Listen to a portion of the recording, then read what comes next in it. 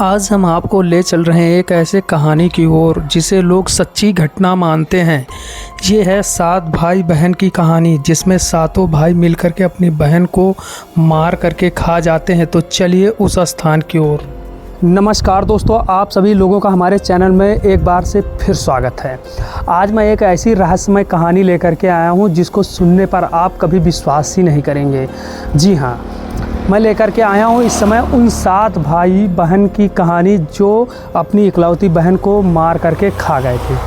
इसकी कहानी है, आज उनकी तो एक मंदिर बन चुकी है। कहानी इसकी ये थी कि एक घर में 7 भाई और एक बहन थे। उनके माँ बाप गुजर गए थे। उन सातों भाई बहन अपनी जीविका बहुत अच्छे से गुजार रहे थे।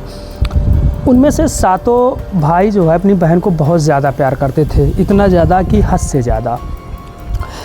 कहते हैं कि वो सातों भाई कमाने के लिए निकल गए थे और एक बार का समय है जब वो लोग वहाँ से वापस आए और उस समय अपनी बहन से खाना बनाने के लिए बोलते हैं। कहते हैं कि जब वो खाना बनाने के लिए सब्जियां काट रही थी तो अचानक से उसकी एक उंगली कट जाती है और उसके खून के कुछ बूंदें उस सब्जी में पड़ जाती हैं। उसके बाद जब वो खाना बनके तैयार होता है तो वो उनमें से 6 भाई उस समय मौजूद थे। 7वें का इंतज़ार किया जा रहा था और वो भी जब वहाँ पे पहुँचता है तो वो सातों मिलकर के खाना खाते हैं। तो उनमें से सभी लोग बोलते हैं कि आज का खाना बहुत ही टेस्टी है, आखिर इसकी वजह क्या है। तो उसमें से एक भाई बोलता है कि आज सब्जी काटते वक्त बहन की उंगली कट गई थी और उसका खून भी इसमें गिर गया था, शायद हमारी बहन के खून ही इतना मीठा हो। तो 6 भाई एक दूसरे को देखने लगे और उसके बाद सबसे बड़ा वाला छोटे वाले के पास आता है, बोलता है कि अगर बहन के खून इतना मीठा है तो उसका मांस कितना मीठा होगा। तो उसी समय वो भाई इस बात से इनकार कर देता, कहता है कि ये गलत बात है। लेकिन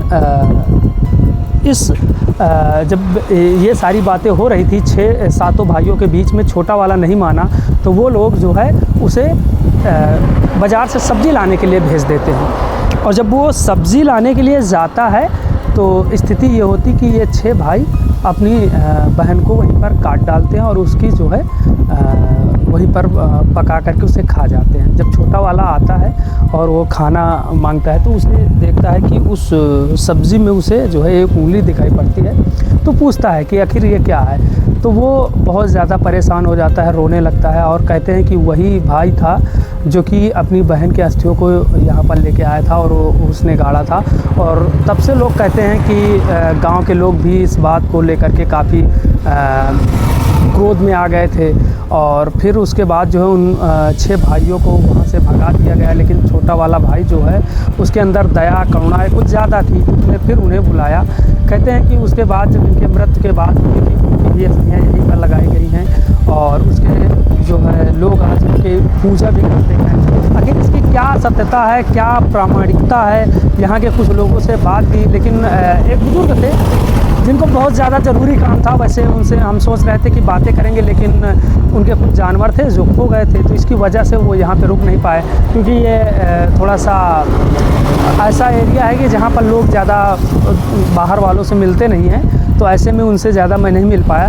लेकिन अगर ऐसा कुछ होता तो मैं आप लोगों से ये इस कहानी को दोबारा लेकर के आऊँगा और आप लोगों को दिखाऊँगा भी ज़रूर। इस घटना में कितनी सच्चाई है इसकी जानकारी तो सिर्फ यहाँ के निवासियों के द्वारा ही मिल सकती है। अगर आप लोग इस कहानी के बारे में जानते हैं तो ज़रूर कमेंट करके बताएं कि इसकी सच्चाई क्या है।